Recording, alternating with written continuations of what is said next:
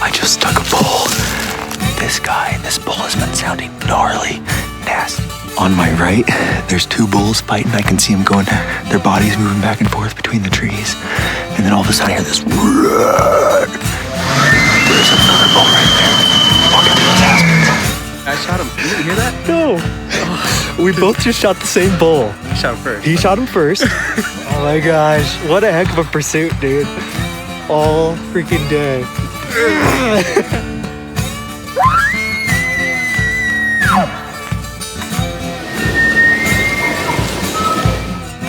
When your buddy calls you, says you got a buck down. And what does he got? A buck down. Look what I found. What a sweet coos, man. Opening day, heck yeah. Way to go, Steve.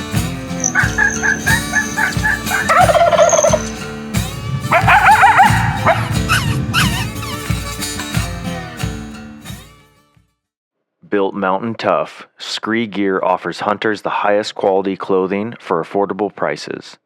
With patterns designed by military concealment specialists, Scree Gear brings you closer to the game without being detected. With every climate in mind, Scree Gear hosts a huge selection of clothing for all the terrains of North America and beyond. Check out Scree Gear today at www.screegear.com. Use promo code BowhuntingAZ for 15% off your first order. National Automotive Repair is a locally owned and operated auto repair shop in the heart of Phoenix, Arizona. Jake McLaughlin and his team operate their business with a foundation of honesty, quality, and integrity. From routine oil changes to larger mechanical repairs, National Automotive can solve your issues and have you back in operation. The shop is located right off of I-17 and Thunderbird off Sweetwater Avenue, or call Monday through Friday from 8 a.m. to 5:30 at 602-978-3278. Arizona Archery Club is a premier partner with Bowhunting AZ. When it comes to attention to detail and a fiery passion, Arizona Archery Club brings it all to the table. With all the latest bows and archery equipment, you can demo every single model in person free of charge in their multiple demo rooms. Walk through the process with an experienced bow tech and see which bow is right for you without the sales pressure. Their indoor archery range offers air-conditioned lanes where you can shoot out to 40 yards. Take this awesome opportunity to hone in your accuracy and technique. When you visit, be sure to mention that you're a listener to the Bowhunting AZ podcast. Let's all support local. Real estate agents, are you looking to make your listing stand out? Arizona Listing Media has been transforming real estate listings since 2013 with their 5-star Google-rated services.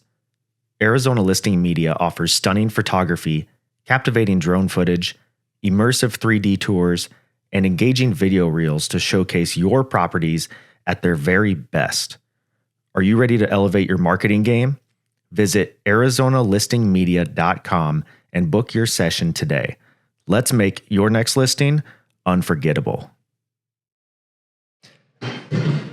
Hey everybody, welcome to another episode of the Bowhunting AZ podcast. Tonight's episode is a particularly special one because we are out here at the Wild Game Night at Radiant Church. So we've got Pastor Caden here.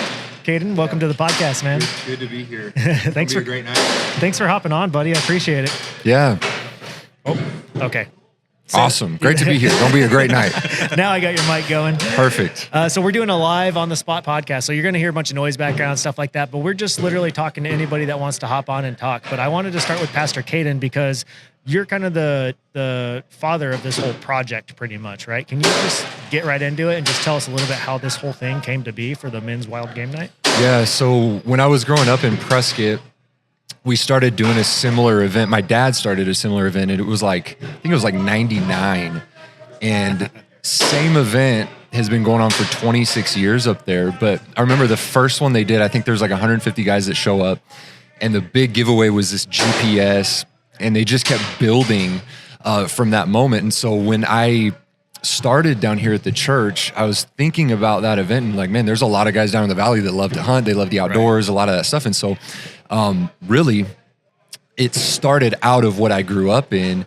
But just with the idea down here in Surprise and in the Valley, how can we be an encouragement to guys, get guys together? And I know you use this terminology of iron sharpens iron, and just creating kind of a community, an environment where maybe there's connections, even as small as your guys' relationship. Like, I met this guy, I needed help with my car. You know, I just think that stuff like that can come out of one of these. On top of that, there's guys through an event like this that are going to put their faith in God for the first time through some of the stuff that we do, and maybe the guy that's speaking or whatever. And we've seen that the last 2 years. And then even to the point of guys that maybe grew up around church or faith or whatever, realizing, man, I need to get my family back in church. And so that's kind of the overarching thing. But even beyond that, just creating an environment of guys with similar interests, whether it's hunting, fishing, outdoors, all that kind of stuff. And just realizing that, man, the community is pretty large, and there's not a lot of times where guys get to celebrate and kind of get together with that in mind. And so all of the stuff going on, I mean, a ton of giveaways, and I know I think we're giving away like 7 guns tonight, and all the fun stuff. On top of that, there's kind of just that faith connection too. So that's kind of what we've been doing over the last few years, and it's grown every year that we've started it to something that I didn't even realize. I think we're gonna have close to 1,000 guys on campus tonight. So wow, yeah. I remember the first time. I think first couple ones were like 700 or so. I think the very first one, you had the owner of Matthews come out. Yep. Yeah, he gave away a couple bows. And, and then last year's was the season 5 winner of Alone. Yeah, Dave McIntyre, and he actually passed away this year. Oh, wow. And so when I picked up Willie last night, I'm like, hey, so the guy last year passed away, and so I don't know if that might be a little bit morbid. It's a trend here. He was an awesome guy, and I actually watched the service that they did, or part of it live or whatever. But I'm like, let's not make this the trend every year. Right. Yeah. So do you want to name drop then who we're having tonight? Well, yeah, tonight we're really excited. Most my guys that are in the outdoor world know who he is, but founder of Buck Commander, CEO of Duck Commander, Duck Dynasty, the show, Willie Robertson, is coming to hang out with us tonight. So it's gonna be awesome. Heck yeah. I mean, even if you're not a hunter, you know who Duck Dynasty, you know, so that's I what's think really cool. probably a majority of the guys, at least, and I'm sure plenty of women too, have seen an episode of Duck Dynasty. How do you not watch it and just get a kick from the comedy, you know, all the stuff, the shenanigans that they do? Like you've got to love it. So I'm pretty sure 99% of people probably have heard of who he is. Yeah, and the way that they are on the show, from what I can tell, is the same way that they are in person. It's not like a facade. It's like, no, this is really how they are. The funny stuff and the faith and all that stuff. So it's really cool. Well, there's some awesome. Louisiana Southern boys, right? Yep. Absolutely. Yeah. Awesome, man. Well, appreciate it. You got a quick little hunting story you can tell us before you get off? Sorry to throw that at you, but Or something you're aspiring to do? Or? yeah. So I want to copy this guy and go to Africa. I haven't had the opportunity to do that yet. I've been there as a kid, but haven't killed anything in Africa. So that's like the top of the list for me. Yeah. But 3 or 4 years ago, we went down to Florida, and I'm like elk hunter, Arizona. That's all I know. Right. So we go down to Florida, and Ken, who you know, is like, hey, we're gonna go kill some alligators. And so there's only so much preparation you can do for something like that. I'm like, I don't know what to expect. What do we do? Walk around a swamp and just shoot them? Like, what's gonna happen? So we go down there. We get this guide, and he brings a fishing pole and a pistol. It's like a 22. And I'm like, what are we going to do? 4 guys with a fishing pole. So big old alligator and a 22. Yeah. Exactly. It's a massive hook on this thing. And he just starts walking around these swamps, poking around. And then he tosses it in and hooks one, throws you the pole. And he's like, all right, reel it in. And so you're trying to reel an alligator. And you're like, how close do I get to it before it's going to bite my leg off? So you're reeling it in. And when it gets to like a certain distance, he's like, all right, give me the pole. And he hands you the gun, shoot in the head. And he shows you exactly where to shoot it. And that's like the whole thing. And it's like, this is not what I expected at all for this kind of a hunt. Wow. But one of the most fun things I've ever done. It was redneck heaven. That's all I can say for something like that. Sounds like it for sure. A lot easier than an elk hunt, but just as much fun. Yeah. So that's the story that kind of comes to mind of probably the craziest thing I've done hunting wise so far in my life. Well, that goes on my bucket list now of crazy hunts to do, because my other one is Texas hog hunting. Have you heard that? How they Yes, hunt out of like hogs? the helicopter, bro. That's what you Well, need no. to do. They do a better one. They get even crazier. hounds. Yeah. They get hounds Oh. with Kevlar vests, and they'll actually bay up the hog, and then a guide will run, grab the back feet, pick it up, and then you have to run up with a Bowie knife and knife it in the heart. Oh my gosh, that's Yeah, I'm gonna add that to my a little list. That's scary. So crazy. when you Yeah. said that, that's what I'm thinking. I'm like, dude, that sounds like Texas hog hunting, but Florida style, as you're Wow. hunting gator hogs or water hogs Crazy. or whatever you want to call them. I'm adding that to the list. Yeah, I'm that's sure awesome, the man. experience though in Florida, the food, the atmosphere, all that was probably just a blast though. Yeah, a lot of fried food. Got to go fishing while we were there. Great time. There you Yeah. Awesome, buddy. Well, I know we want to respect your time because you got to go grab somebody very important for tonight. So I Yeah. thank you, man. I Appreciate you it. guys. Yeah, Yeah. it's gonna be a great night. Thanks for being out here. Oh, thanks for Thanks for having having us. us. Yeah, Awesome. Yeah. Appreciate it. Awesome, buddy. Thank you. Hey, everyone. Welcome to our Wild Game Night live episode. I'm here with Lee Metcalf. You all just heard Caden tee it up for us and start the episode. So now we have his dad. Now, my understanding is that you, I think, originally started this event up in Prescott, right? Hey, we did, yeah. First one I know in Arizona. We started 26 years ago. Okay. That's awesome. Who do you remember who the first guest was that night, or like how did you go about? Did you just do a sermon? Did you just talk, or what? Like what Hey, was we the had, I speaking think, point? one of our first nights, we had Chuck Buck of Buck Knives. Oh, wow. And Nice. he's the guy, cool. he had quite a story and came and autographed everybody's knives. Everybody had a Buck knife. Probably Everybody 100 guys did, in the room had a Buck knife on him at that moment. And he engraved his name on it. It was awesome. Oh man, that's cool. super cool. How many years after that have you done it? Do you still do it up there? Like, Yeah, we had a couple weeks ago up in Prescott. It was the 26th year. oh, cool. Yeah, it was that's awesome. How has it been? I guess from a father's perspective, watching it grow, and your son kind of do the whole thing and lead it and take it off as well. Oh, it was cool. Yeah, he was a little kid in the first one, so he got behind the scenes, obviously, and meeting all the guest speakers that come in for every time, and it was really cool as a kid for him. Yeah, just That's cool. winning knives, and I don't know if he ever won a gun, but he won a lot of prizes during those years. Do you have like out of all the years of hunting and stuff that you've been doing, do you have one specific hunt that kind of sticks out to you? I heard you did South Africa, because he was Oh, we talking did. to me. Yeah, there's a lot of memorable hunts. Probably if I think of just probably the most memorable hunt, it would be the first time I took Caden on an elk hunt. That's awesome. I think he was 11 years old when he drew his first tag on a junior hunt. Oh, yeah. And we went up in Unit 4. I think we were up in 4A up Woods Canyon Lake area. And remember on his second day shooting a rifle cow elk, one shot, dropped the thing. And all the emotions that a young guy has in that moment that were racing through his mind. Never forget that. He sat down with his back turned on away from me because he didn't want to see the tears that coming you're down his crying. cheek. It's like you have the excitement, the happiness, the sadness. I just killed this big animal. I'm excited to eat it, but I killed it. It's just kind of just the emotion. But it was that father-son moment, That bond, yeah. that just absolutely amazing moment. We sat there for probably 20 minutes on that log.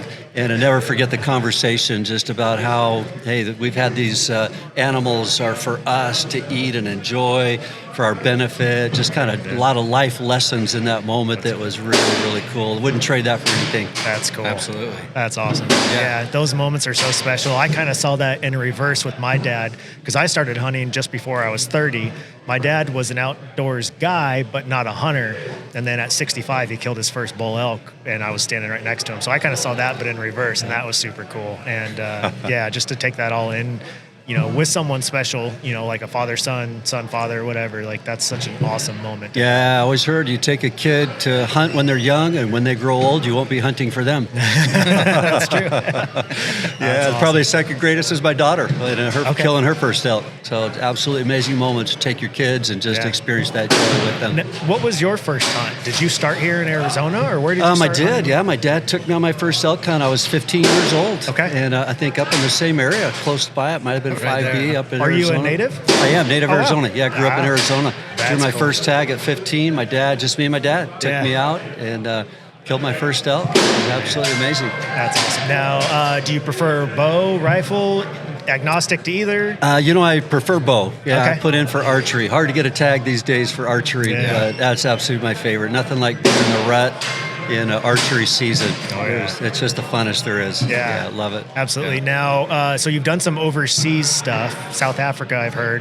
Where else have you hunted overseas? I haven't that's the only one I did overseas, just Okay. with a friend in South Africa. I went to visit him.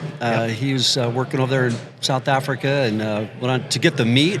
And I wanted to shoot a kudu, but there were no big ones around in the area. We didn't see anything big, but settled on an Inyala, which is the only thing. They're only in South Africa, and it actually ended up being a Roland Ward record book size. So it was really cool. Yeah. They look cool, and they look very similar to a kudu. Like, they're a cool animal. They've got that kind of Bengal pattern and stuff, and they're cool animals. Yeah, it's beautiful. Yeah, oh yeah. Beautiful hunt. Anything else? Just the Nyala, or? It's the only thing I took while I was over there. Okay. Yeah, hoping to go back someday, get a few more. You need to, man. I had when I went, the guide looked at me and he said, with his South African accent, he's like, Africa, once it's in your blood, you never stop coming back. And he was right. Yeah, I cannot wait to go back again. Yeah, I believe it. Yeah, it's very cool. Well, that's awesome, man. I appreciate you being willing to come on and tell us a little bit about the story. All right. And, have you had a chance to meet Willie yet? No, I haven't. No? Looking forward to being here just a little bit. Yeah. Jake, you got something? I was just gonna say the fact that he's talking about going over to Africa and shooting this trophy animal that was a record book animal, but still the hunt with his son is the one that's the most memorable. Is what truly is what's awesome. That's why we do it. Why we get people together to get them into the outdoors. Yeah, I love it the best. Probably, even probably matches with my daughter. I mentioned her getting her first one at 15. She was a little bit mad at me. She said, "How come you didn't take me when I was younger?" I said, "I begged you to come when you were younger. You just wouldn't go." Just didn't want to. She goes, "Well, you should have made me. If I knew how much fun it was, I would have come a lot earlier." Well, you're giving me hope because I've got 3 girls, and so far none of them have wanted to hunt. The 2 older ones are not interested. My youngest one for sure probably will, because she sees, like, I'll watch a hunting video and they're gutting it. She's like, "Ooh, steak!" But my 2 older ones, they're both cheerleaders and they're kind of on the girly girl side. So you're speaking hope into my life that they'll come around and want to do it. Get them out there one time; they'll absolutely love it. Nothing like a father-daughter moment, spending a few days together in the woods. My daughter loves it so much. We went, let's see, I guess 2 weeks before her wedding, just me and her went on an elk hunt. Wow. And she killed an elk then, and then she just got a tag this last December. I took her again. Awesome. So we're still, ever since she's 15, and we're still, every time she gets a tag, I'm right there with her. Cool. That's so cool. That's cool. Keeping the traditions. That's Yeah. Awesome, man. Well, I appreciate you coming on, brother. All right. Thanks, guys. Anything else Appreciate you want to say before you go? No, I appreciate it. All right. That'd be good. Awesome. Well, thank nice you. meeting you. All Thank right. you. Hey, thanks. All right, folks, we're up here at our next part. We've got a very special guest here. We've got Ryan Smith from Hunt AZ. I think everybody pretty much follows him. If you don't, then Yeah. Fair enough. Thanks, And guys. We've got his son, Ryder. What's up, buddy? Nothing. Nothing. This is awesome that we've finally been able to link up. finally been One able in to do this. person, 2 to podcast. And Yeah. I'm sure we'll podcast again, no doubt. Yeah, we've been talking about it for a couple of years. I know. Finally get it to make it work. You're down in Tucson, right? Yeah, and it was a terrible drive. So, And I'm way north up Yeah. here in the north side of the town, state, whatever. But this is good to finally link up. We're here tonight at the Wild Game Night. We're gonna have some good grub. Gonna have some good service. did you find some raffles over there that you like, or? Oh yeah. We haven't even kicked through them yet. We just kind of went around. We looked at the little baseball pitching thing and then the axe throwing stuff. But There you go. those axes are for real. Like, they're heavy. And I was like, I don't know that he's going to be able to throw them that far. I mean, he's not the littlest kid, but he's not Might big. have to do the overhead swing like that. Yeah, you can get it though. I Toughen bet up a you little bit. Well, that's awesome. Brian, do you want to tee it up for a cool hunting story? I don't have many cool hunting stories. come on. They're all pretty boring and sad, huh? Cool hunting story, huh? I guess what do you want? You want to talk one of yours? I don't care. Yeah, let's go to him. You want to do this? You want to do this year's deer or last year's deer? Which this one's year's. cooler? This year's deer? This year's? Oh yeah, look at his confidence. Yeah. He was all pumped about it. We got after it down south of Tucson. This is his second deer tag. He didn't draw last year, so last year I gave him my tag. This year he finally drew a tag. Okay. We went out. It was the youth tag this year. And so it was any antlered. First day we got after it. We were able to get into some dang good muleys, actually. Yeah, there was one really good muley. Yeah, they were, but we glassed them up at about 1,000 yards. And there was obviously he's 11. I'm not letting him shoot that far. But the other thing is it was flat. It was like super flat. Okay. And we weren't able to clear much distance. So we almost had to, like, for lack of better terms, archery hunt him with a rifle. Right. And we got into like 40 yards from this buck, and he was a good buck. I'd say he's like that 150 kind of class. Oh, still a great buck. Yeah. We got into him. His face, yeah. And we were like looking this way. You know, we were looking right out in front of us. Wait, this is mule deer, right? Mule deer. Okay, yeah. I was like, bro, that's a coos. What? No. Yeah, I would. Yeah. Where are you hunting? No, Unit 14. Can we That's be where friends? it was. Oh, 14C. Yeah. So no, we got in on this buck and it didn't work. And we thought we still had 100 yards and we didn't. We had 40 yards and he was off to our side and he busted out. So then we kind of grounded out for a few days. We got into some other opportunities and then we decided I'm not really a muley guy. I've never really chased muley much. So I'm like, heck, dude, let's go back into the hills and let's chase the coos because we got to close this tag out. I was already like, no, I'm not hunting. He was all gung ho on muleys before we got into before we went to the hunt, and then that one day we chased him for a couple days, and a couple of the other kids in camp. Actually, you're the only one that killed the coos in camp. Everybody else killed muleys. Yeah. So then, we went to like day 5 or 6 and got up into the hills and got him on a real solid buck. I would say like low to mid 90s. We got him laid down, just first light, and that buck kind of got out of our sight. And before that, we went around to try to shoot him, and we went down this wash, and we were walking down, and this 100-inch buck at least just jumped out. He was all of 100 inches, but he was like tucked under a tree 50 yards from where we were laying down, trying to shoot 350 across this little canyon, and he jumped out. So anyways, we go around trying to find this buck. We never relocated him. Came back out the next day, and we found another buck on the same hill. I think he's 60-inch 3-point. But as soon as I showed him to him, he was skyline, gray light. And I'm like, hey, you want to shoot that one? And he instantly lit up, like all excited. It was last day. I was very exhausted. Yeah. And then he shot the first time, he hit it the first shot, and then it kind of got a little western after that. Rewinding back before the season, he was struggling with this weird trigger flinch, and as he would pull the trigger, the gun was always kicking high right. Yeah. So we worked on that through the summer, and then we did more of it just before the season started, and then lo and behold, that came back. He hit the deer once. He kind of hit him deep. Okay. It would have been fatal, but obviously he's still on his feet. Let's get more in him. Sure. Yeah. And then so he shoots and he misses. He shoots and he misses, and I'm like, man, what the heck's going on? And then the deer he hits the deer again, and it goes up over the hill. And I realized what was happening, so we ended up barreling down, going out chasing it, and we found him at like 150 yards. Couldn't get really good angles on him. And then we ended up, maybe an hour later, he got back on his feet, just kind of stumbled around, and Ryder put one more round in his ribs, and that was it. Nice. But we were backing some stuff, man. It was definitely wasn't his favorite pack out ever. So are you still interested in coos, or do you want to try mule deer now, or you're coos all day? Coos, yeah, absolutely. Yeah, my man. Yeah. They taste better too. Yeah. Yeah, they do. That's definitely just half the size. That's the bummer. That's the only bummer. Yeah. But the thrill is still just as good. Yeah. Oh yeah. Heck yeah. That's cool.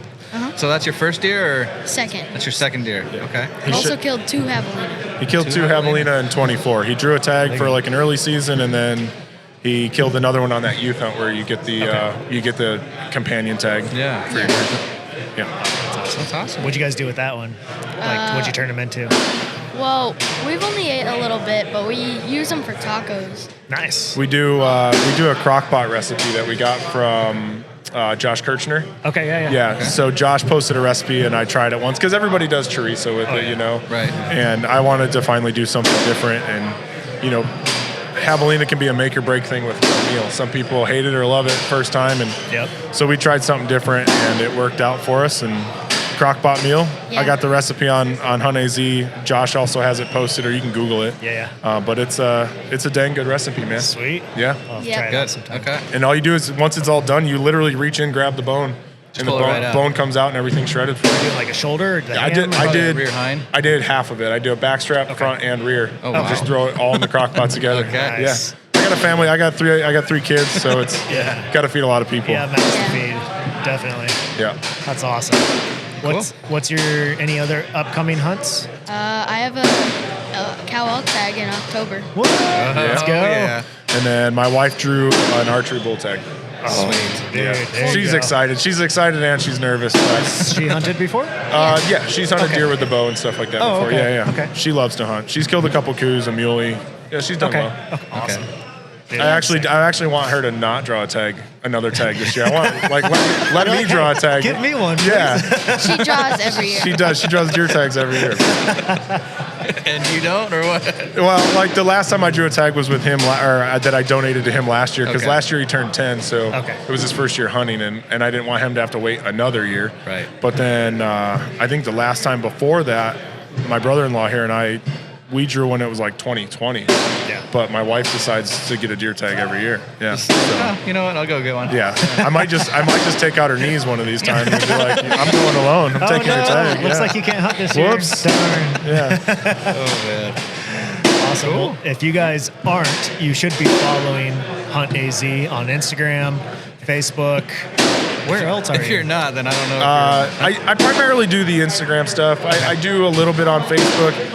I think my Facebook stuff just shows up because I haven't linked to the Instagram. But yeah, and Facebook's gotten wild lately. Like there's just so much negativity on Facebook that I don't face on. I was looking at some comments on. I posted a picture of a kid with a mountain lion the other day.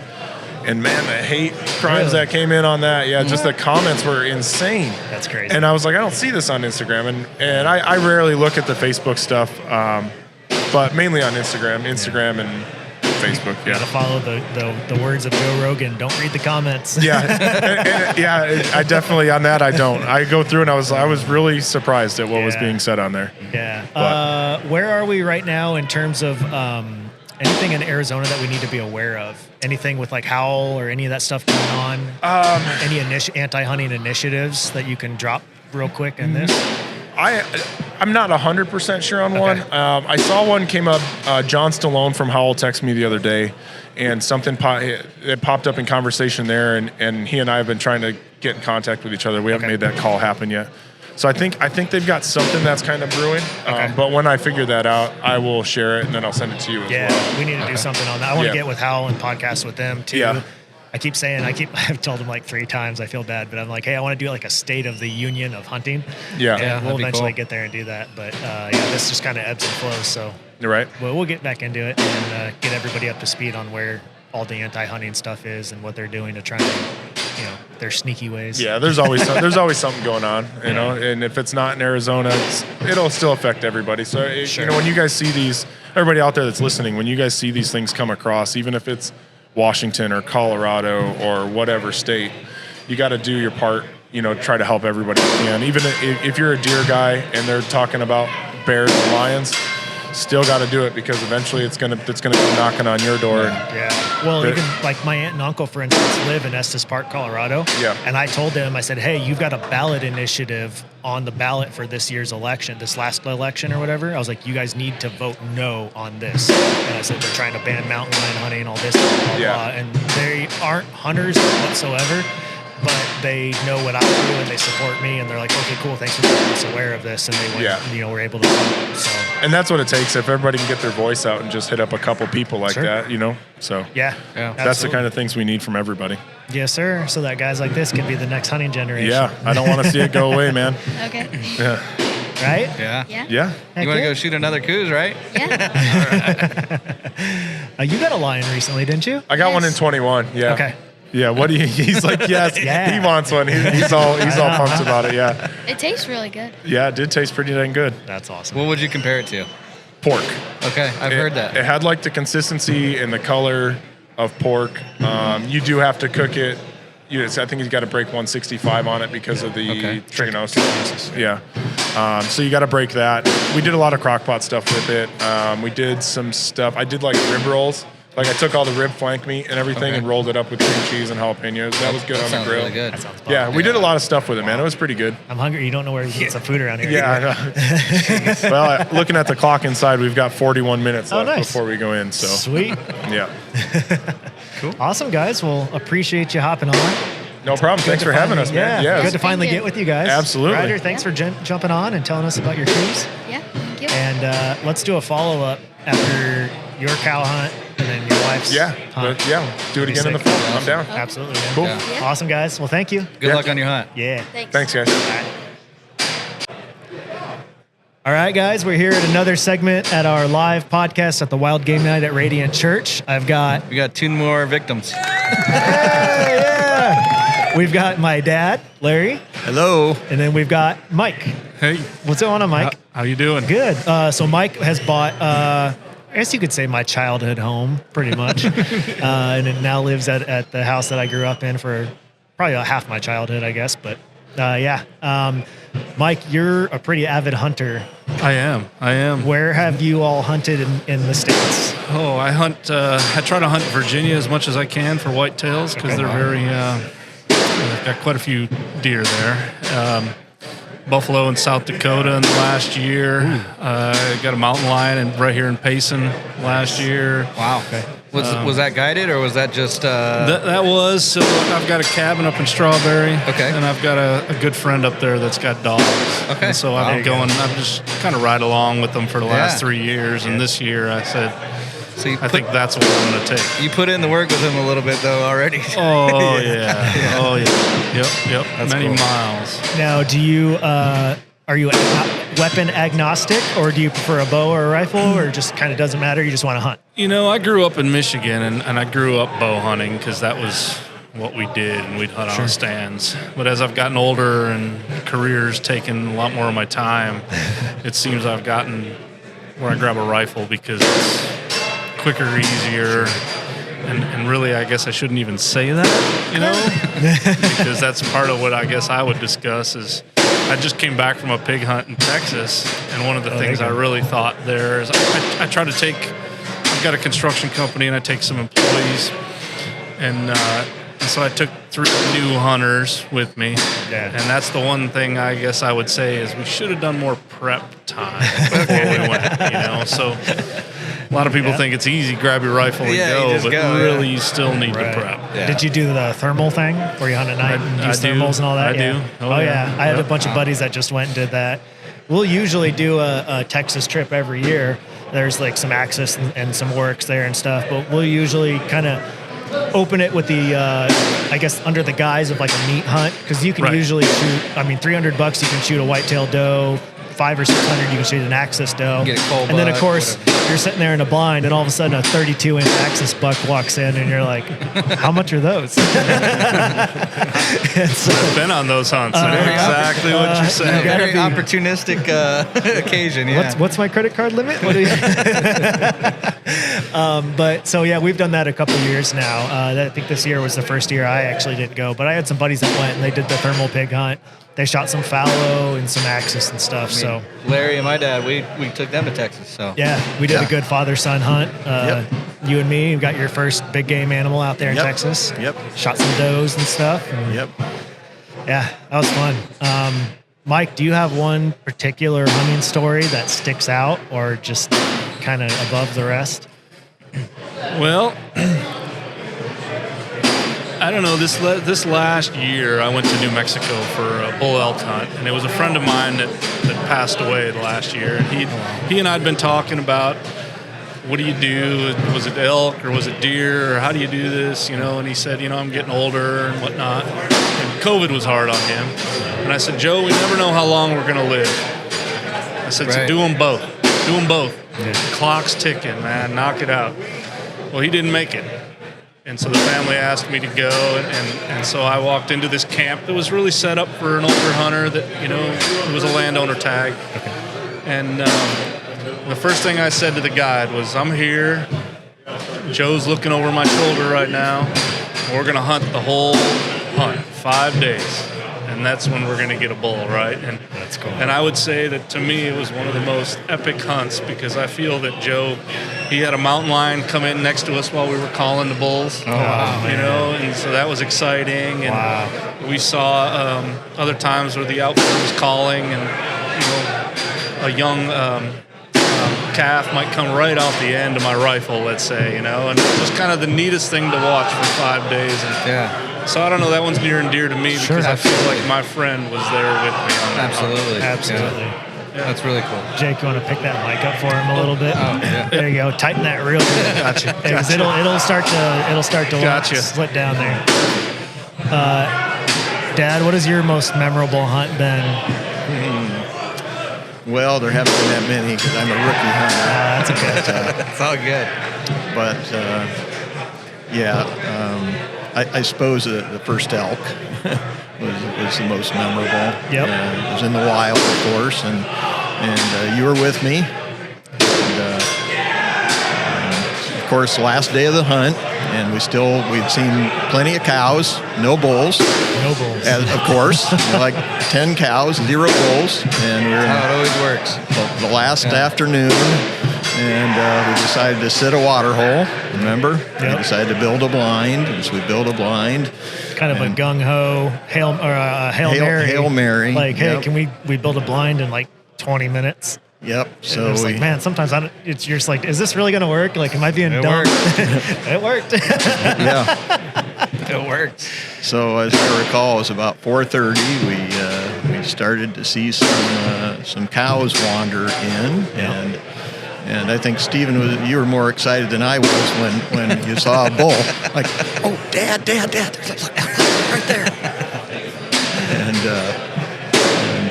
I remember you telling me, now make sure it has horns. Make sure. I was like, put your crosshairs on his head first and then follow down his body because I want to be sure. Shoot a cow. Well, they were kind of, to be fair though, too, they were kind of on top of each other. up. Yeah. And you had trees in between, you had pines in the way. So it was like, you could easily see a head on one side and a body on the other. And it might You're trying to say he's old and doesn't have good eyesight. That's what you're saying. True, that's true. I remember taking the shot. It wasn't a difficult shot. I think it was less than 100 yards. And, it was like 80 yards. Yeah, and of course, shoot him and all the cows around, darted off. And he tried to go, but then he stopped. And I'm sitting there waiting. Okay, what's going to happen here? And Stephen says, "Shoot him again! Shoot him again!" That's awesome. I racked another round and shot him again, and he flinched and he stood there like teetering. Yeah. Stephen says, "Shoot him again!" Doing that wobble. He wasn't going anywhere. No, he wasn't going anywhere. They just can soak up bullets sometimes, though. Like every one of those shots, and there's a video on my Instagram of you doing all this, but every one of those shots was right in the boiler room. They just soaked them up. Yep. The rest is history. I've got a theory that sometimes some of those closer shots, I've got a theory because like my coos, I shot at 30 yards. And dude, I had no blood. Like I only found them because I zigzagged. I have a theory that if you're too close with a rifle, it just zips through it and it doesn't have time to mushroom and really expand and create a cavity wound. So, I don't know. That's just a possibility. I think it depends on the bullet too. I mean, some of those, like the one that you're using probably, that's meant for long range shooting. So like those Hornady ELDs, they've got those ballistic rubber, like plastic tips on them to help carry that velocity out. Yeah. Where versus like a burger with a nice, good hollow point tip should expand pretty dang quick. Right. Yep. Yeah. Mike, you've got an Africa trip in your future. I do. I was at a mule deer banquet that I went to here recently, and That's awesome. I raised my hand one too many times at the auction. Well, at least you got something good out of it. Yeah, I'm anxious to go. I'm, it's one of those with the a la carte menu of animal types, and so I've always wanted a zebra. Okay. And so that's kind of the one that I've already picked. I think they want you to get a zebra too. They pretty avidly want to get rid of them. Oh, really? They're a bully animal. So if they come into water, they'll kick almost other than maybe like a Cape Buffalo, other than a Cape Buffalo or something, they'll kick everything else off water. They're mean. Well, see, I'm doing this for the conservation. That's right. Exactly. So big of you, Mike. Other than a zebra, anything else on the list, really? I would say jackal, but I don't know what those are like either. I'm going, sounds cool to me. I would say they're pretty comparable to like their coyote. Okay. That's what it's like. Okay. And they're there. I saw some when I was there. I also had a honey badger come in, which I thought was pretty cool. Yeah. Some just kind of odd stuff that you don't really see very often. You had a baboon. Yeah, I had a baboon. I hit him in the arm, but I just a few inches to the left. Too much. Okay. But dude, if you see a baboon that comes in, they are very hard to kill, and I would say absolutely shoot one if you can. They have almost human eyesight, so they can see into the blind very well. So if they are looking at you, you cannot move at all because they'll see it. Like you can't draw your bow back. You have to wait till they're looking away to draw your bow and shoot. Gotcha. It's wild. Gotcha.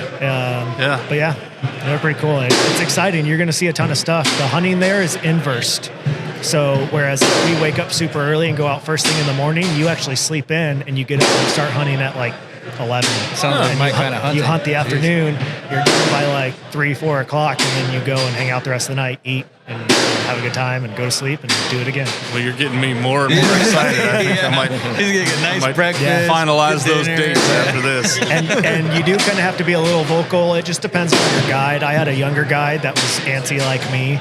If you want to spot and stalk, you just need to tell them, hey man, I want to go spot and stalk, and they'll be like, okay. They're pretty avid though that they always go first, just because you've got Cape Buffalo and stuff like that. They're I think they walk around with like what do they walk around with? Like 470 nitro or some crazy gun or something. 454 capsule or something. Yeah. But it's a great time. It's so fun there, and you're gonna be hooked. Good. I said this in the last episode or the last segment, but my guide on that hunt told me after I shot my kudu, he's like, Africa, once it's in your blood, you'll never stop coming back. I've heard that. And he's true. I was like, oh man. I was like, I can't wait to go back again. So cool. Do you have any tags this year?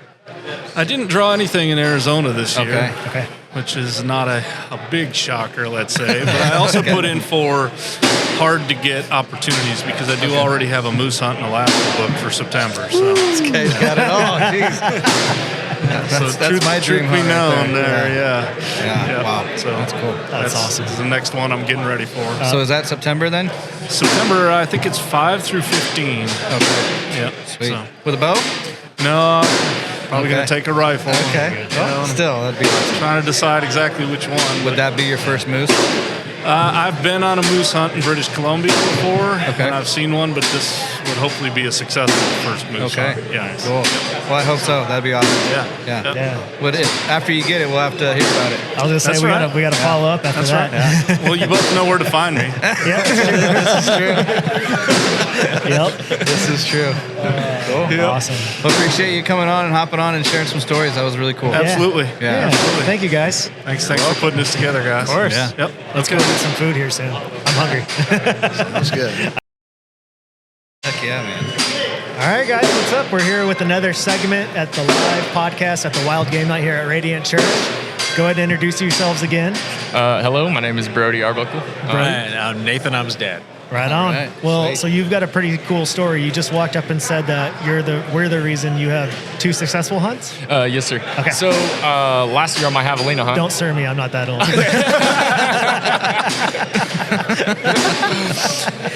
So last year on my javelina hunt, Yeah. I'm heading out to Lake Pleasant. I'm like on my turn off, just head out there. Yep. And I hear in your podcast about finding water. Talk nice and close to that. Okay.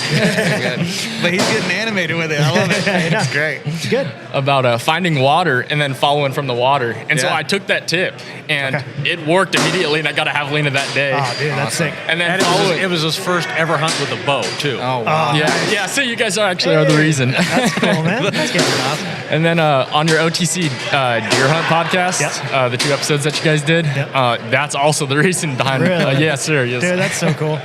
And so about 2 months ago, we were out by Wickenburg, and your tip on sorry, what was it? You're good. I'm sorry, I'm getting nervous here. The podcast I've been listening to, I'm finally on. I did not see this coming. No. But your glassing tip podcast, and that was the sole reason behind it, because your glassing strategy that you guys were talking about, that was like my glassing strategy before, like listening to you guys, my shooting, my mechanics, like everything. I just want to say I really appreciate it because you guys are actually the reason behind it, and I imagine a lot more success other than me. So, yeah. That's cool, man. Yeah, and it was pretty cool because we've been done a lot of rifle hunting. And I learned from him listening to you guys. He's like, oh, Dad, I listen to this podcast. Because when you're rifle hunting, it's different glassing style really than bow hunting because of how close you have to be in movement. So it's cool because we went out there. He's just saying all these things, and I've been hunting for 20 years, and he's, oh, no, this and this. And I'm like, what? I felt like the kid listening to the dad, like, okay, I'm going to learn from my son now. So you're like, no, Dad, no, that's not how we do it. Dude, that's so awesome to see that come full circle. Because I only started this just because I started hunting just before I was 30. And I just figured, like, hey, if I have questions and want to know things and learn, I figured I might as well just record it and share that with people. Right. So that's cool to have the affirmation that, like, yeah, there are other people that have the same questions that I do, and they can learn from it and all that stuff. So, and like, I just came up on 20 years old, and it's crazy because without this information online, like, a 20-year-old hunter would not be nearly as successful without it, like, at all. And so it's nice because we have all this information online that we could find, we could source, that literally just launches us ahead of where we would normally and traditionally be. Like, it's just crazy. It's crazy. Yeah, because even for me, I'm just like you. I started hunting when I was 29, went out to Texas for a hog hunt. That's awesome. And the guys that we were, the ranch we were hunting on, all of them were like, wait, you're almost 30 and you've never hunted? Like, they couldn't even fathom that. And we didn't see any hogs, and the guy, and we, in Texas, you can buy a tag over the counter that's for pretty much everything. Right. And this guy goes, hey, we normally charge a lot for deer, but this is your first hunt? You're not going home alone. So the next day, we went from hog hunting to deer hunting. That's shot my first deer, and I was addicted. But 20 years ago, it was you had to watch the real grainy, 600 channels in cable, or go buy videos at Cabela's and be like, okay, I watched this one, but I want to see all of them. But it's the same thing. But nowadays, you can learn so much stuff, and I'm learning a lot from him now. So it's cool to get out. Now I'm going to go get my bow restrung and start bow hunting with him. And I'm going to feel like the student to my son who's the teacher for me. So. Also, in case anybody is listening to this, don't forget to follow and turn on the notification in Spotify. Yeah. So you don't miss any episodes. Yeah, that's right. Do you guys have any tags coming up? I have an OTC tag that I will fill out this August or December. I'll be going. It was really kind of sad because none of our family drew this year. I've been very lucky. I've drawn 4 bull tags in the last 8 years. Wow. And 3 years ago, kind of to go with the cool story, I had got 2 elk tags, waited 3 years, saying I'm never going to draw. I'm just going to buy a bonus point. I'm like, I'll just put in for 23 North early rifle, and with 3 points, I drew it. So we went out. We found the elk that we ended up shooting. We found him Sunday night right at sunset. He was going up the top of a hill with his cows, and there was another good-sized bull up there. Right. The next morning, we found them kind of ending their fight, but we got back on my bull. We actually found the bull I shot broke off the other bull's antler, and we found it. It was still dripping wet, so it's sitting at home. So that was a really cool story. But I got pretty lucky pulling that tag and finding a really nice elk. Dude, that's awesome. That's awesome. What a cool hunt though too. Do you have it like setting in his antlers? Like it's his trophy? No, I don't because it's too wide for the antlers to sit in it. So I guess that's part of the cool part about that. Yeah, but that's cool. Like cling together or something, that'd be cool. Yeah, and what was really cool is his left hindquarters. He had about a 6-inch hole in his skin. Oh, really? From fighting. So another bull got impaled. Oh, yeah. Wow. Yeah, and he had another big scar from the year before in his chest. So we're like, this was the nasty guy of this whole little mountain range area. So that's awesome. But yeah, it's pretty cool. But no, now he's like, you got to start listening to them, and now I have to because I got to catch up to learning what he's learned. Thanks to them, no. So are you coos or mule deer? Mule deer only. Mule deer only. I love the mass. I love the size. It's I'm not gonna pull my release until a deer over 180, and I have not killed a deer with my bow yet. Yep. But we will see. We will see. All right. I like it. Hopefully, this August, your glassing tips will help out. Yeah. August is tough, man. Have you hunted in August yet? The pressure's on now. No, and it's hot. Yeah. It's gonna be hard to pack in the water. That's for sure. That's true. Yeah, you might have to take some extras in and hide them or something, and then hit them up or something midday. But yeah. Have you done any deep backpack hunts? No, not yet. We keep talking about it. We want to do one. Yeah, we've got the gear for it. We've got the ultralight tent. A few years ago, I went and bought a ultralight tent. Yep. For that same purpose, everything, but just I guess life gets in the way. And for sure. And that's why it's good to be 20, because he tells me what he's like, oh, Dad, I'm going to hike back like 7 miles, bring my camp, my water. And I'm like, what are you doing? That makes no sense to me. I'm like, no, you got to hike. He's like, no, I'll make trips and do that. And then I'll be out there for 5 or 6 days. And I'm like, well, you'll find deer that not many people are going to see. 100%. Yeah. What is your backpack hunt plan? Like what species? Probably would be, I would say, for a coos deer. Yeah. Oh, okay. Nice. Mine would be mule deer.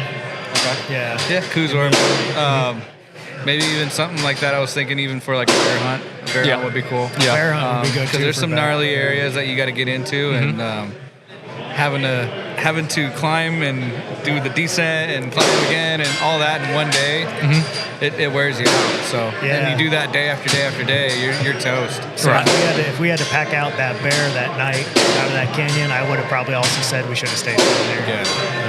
Yeah, because that's crazy to hike back that far and then have that kind of weight pulling out, and you're taking so many trips. But hey, I mean, for the people that do it, kudos. Those are some crazy guys and girls, but crazy people that just do that kind of distance hiking and camping. Yeah. Oh yeah, absolutely. Yeah, so that's where you would take your time. You know, there's no rush, and that I think would be the beneficial of doing that backcountry. Definitely. Well, while I'm here, I might as well ask, do you guys have any bear OTC tips for Bo? For Bo. Food and water, man. I mean, you can absolutely 100% spot and stock for Bo.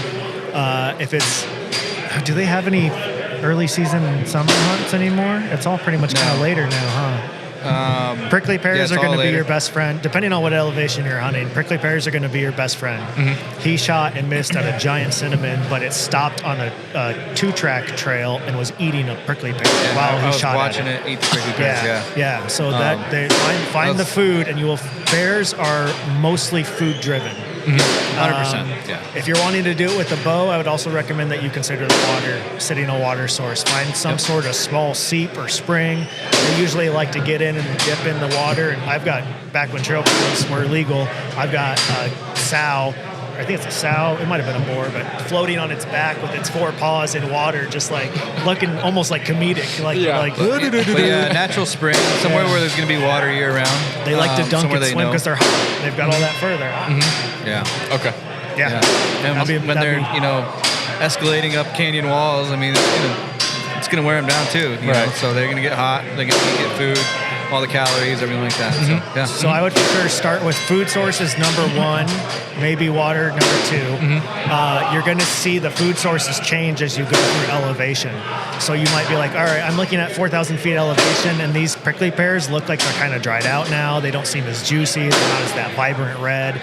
And then you'll find the ones that you could squeeze and the juice will come out of the prickly pear. That's what that bear stopped and ate, because that juice was actually, I think I took a picture of it. The juice is running down the cactus palm that he had just taken a bite out of.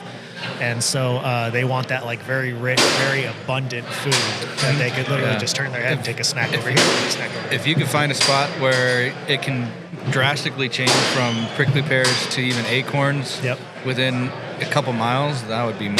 And you'll also start to find great. some additional sign, like rocks flipped over, freshly flipped over. They love to root and flip rocks over for grubs or roots or other things like that. So you can find all these signs together kind of, and then plus their poop.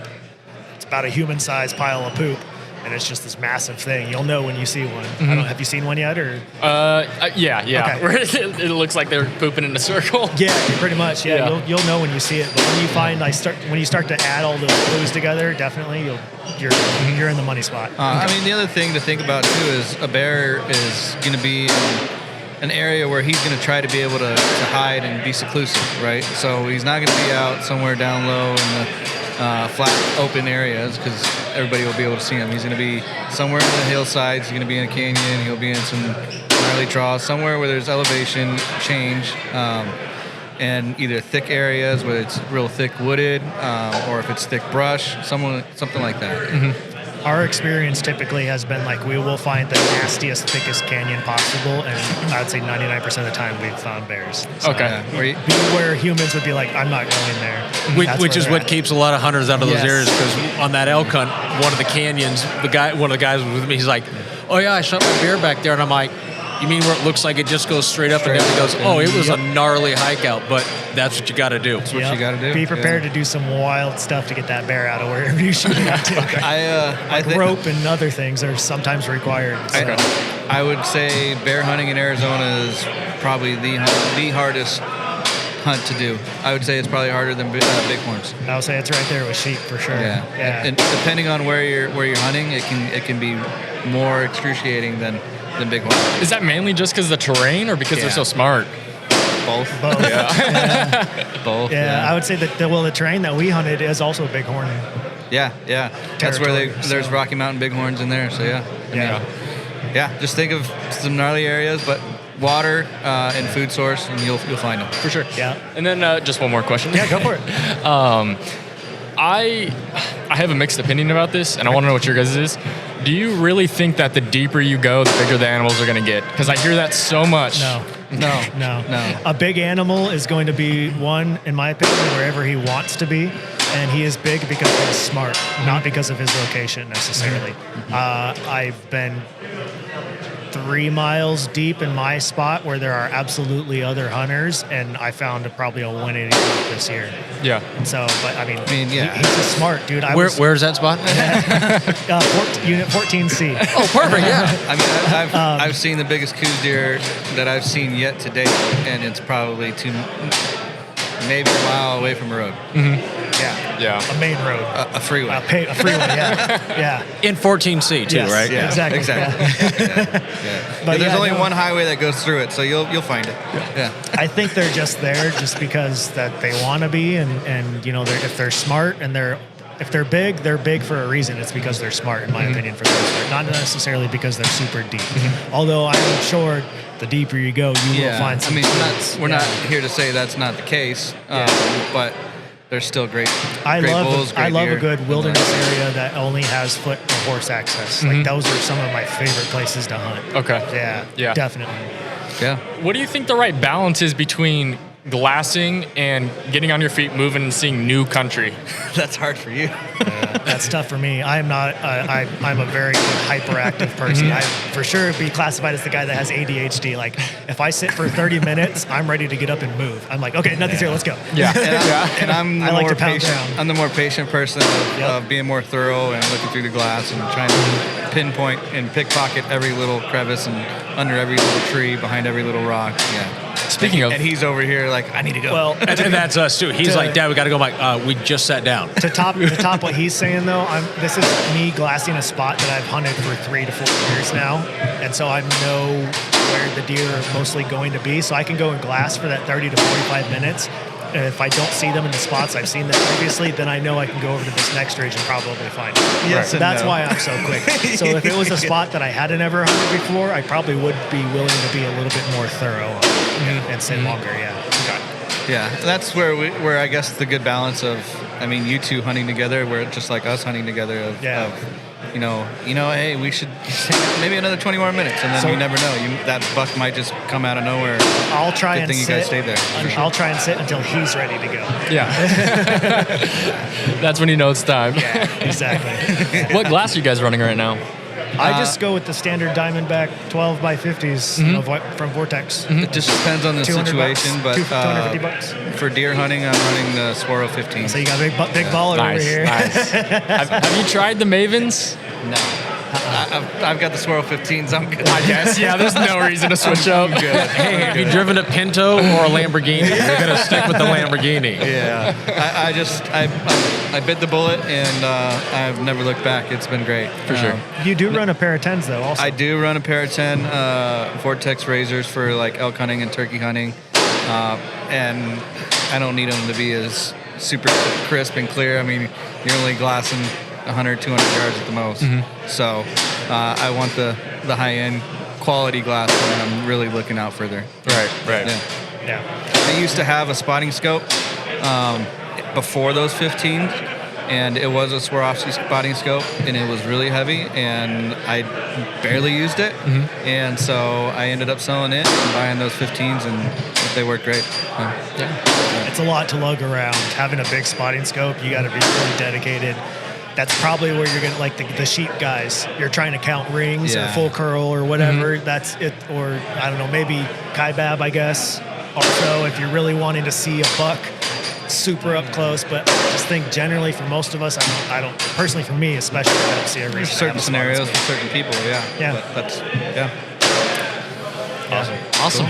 Cool. Awesome. Well, I appreciate you guys. I appreciate you telling us the stories, man. That's cool that you've actually grabbed some knowledge from us and used For sure. it. That's really, really that cool. That made my night, honestly. Yeah. That was Awesome. Well, I'm glad. I appreciate everything that y'all have been doing and putting out. So keep doing it. It's helping us out. Looking forward to your next success, man. That's awesome. So, well, I'll tag you guys on my deer this year, hopefully. Please do. Heck yeah. Cool. Awesome, guys. Well, thank you. Appreciate Thanks you for coming sitting on. with us. Thank you. Yeah. Bye.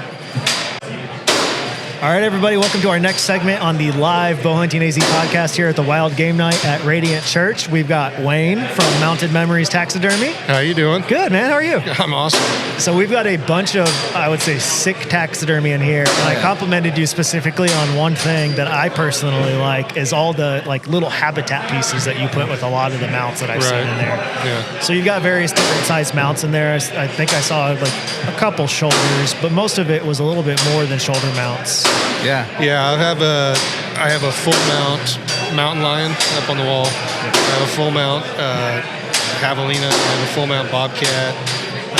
You got a coos deer bedded down. That looked really cool. The coos deer is not mine. Okay. I'm not sure where that came from, Okay. but I was looking But he at could do that. Yeah, I could do that. Yeah, the laying down ones are kind of cool to do. I like doing mounts that are like the laid back, kind of like chilling, looking natural instead of, some guys, they want to look like all aggressive, like clawing or whatever. Yeah. Look, if that's what they want, I'll do it for them. But I really like doing, the ones that are just laid back that look kind of natural. Right. Exactly. Yeah. How long have you been doing taxidermy for, and what got you into it initially?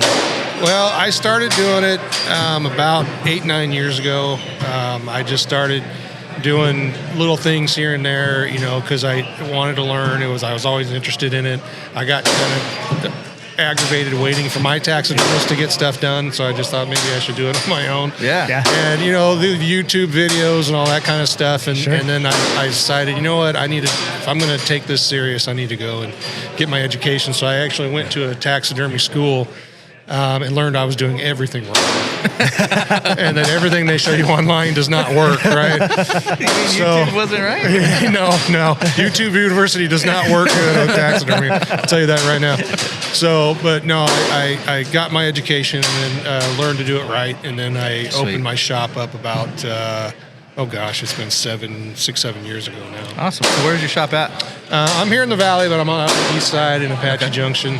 I have a shop out back behind my house. I'm in about 1.5 acres, so I've got a little bit of room, and customers can come in. And I have a walk-in shed cooler that I built. That customers can come and drop animals off even when I'm not there. Okay. So it's a real easy place to get in and out of. Customers have told me that they like it because it's easy to get in and out, and we're always there to help them. So Heck yeah. Did you initially start doing some of the habitat with the animals and stuff, or has that always been a thing, or did you kind of pick that up over time? No, I like doing some habitat around it, kind of, but you have to be careful. There's a gray line between that because you don't want habitat to be more bigger and nicer than your mount. Right.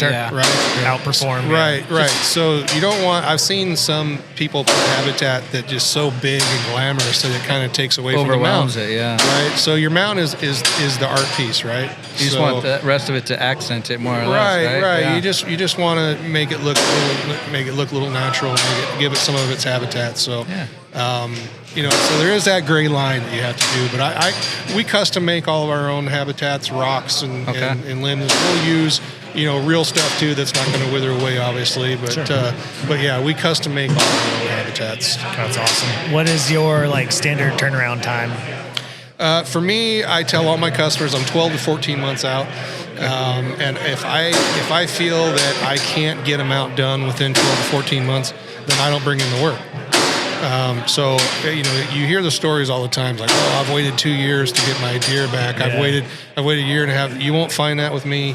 If I tell you it's going to be 12, 14 months, chances are you're going to get it even before that 12-month period. Sure. So I keep my business down. I don't bring in a bunch of work. And as a matter of fact, just like last week, I turned down probably turn down $10,000 worth of work because I'm not going to bring it in if I can't get done the stuff that I have. To fulfill it, yeah. I get it. Yeah. Well, yeah, cool. I hear you. Well, awesome, man. Do you run any social media or anything like that people can find you? Website? Yeah, my website is mountedmemoriesaz.com. Okay. And then you can find me on Facebook too, Mounted Memories on Facebook. Okay. So yeah, they can reach out to me anytime, and I'm willing to help. I have customers that call me when they're up on the mountain. Hey, I just downed an elk and I'm by myself, and I'm like, send me a pin, I'll be right there to help you. So he's full service. Yeah. So what's your number again? Right.